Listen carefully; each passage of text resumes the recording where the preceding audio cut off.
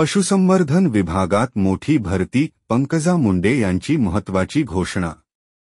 राज्यातील पशुसंवर्धन क्षेत्र अधिक सक्षम करण्यासाठी एक महत्त्वपूर्ण निर्णय घेण्यात आला आहे।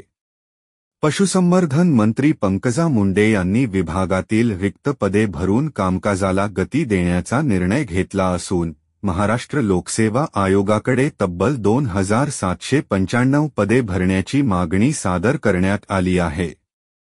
ग्रामीण भागात पशुपालकांसाठी सेवा अधिक प्रभावीपणे पोहोचावी यासाठी पशुधन विकास अधिकारी या पदाचा मोलाचा वाटा असतो। सध्या पशुसंवर्धन सेवेत गट अ अंतर्गत एकूण 4684 पदे मंजूर असून त्यापैकी फक्त 1886 पदे भरलेली आहेत। उर्वरित 2798 पदे रिक्त आहेत आणि त्यात आणखी 8 अधिकारी 2025 अखेर सेवानिवृत्त होणार असल्याने एकूण रिक्त पदांची संख्या 2806 इतकी होणार आहे। ही स्थिती लक्षात घेता विभागावर पडणारा कामकाजाचा भार कमी करण्यासाठी मुंडे यांनी पुढाकार घेतला आहे।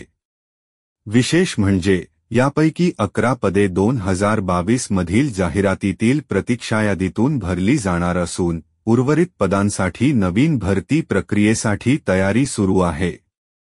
ही भरती पूर्ण झाल्यानंतर ग्रामीण भागातील शेतकरी व पशुपालकांना दर्जेदार सेवा मिळण्यास मदत होईल असा विश्वास मंत्री पंकजा मुंडे यांनी व्यक्त केला आहे। महाराष्ट्र लोकसेवा आयोगालाही या भरतीसाठी तातडीने पावले उचलण्याचे निर्देश देण्यात आले आहेत।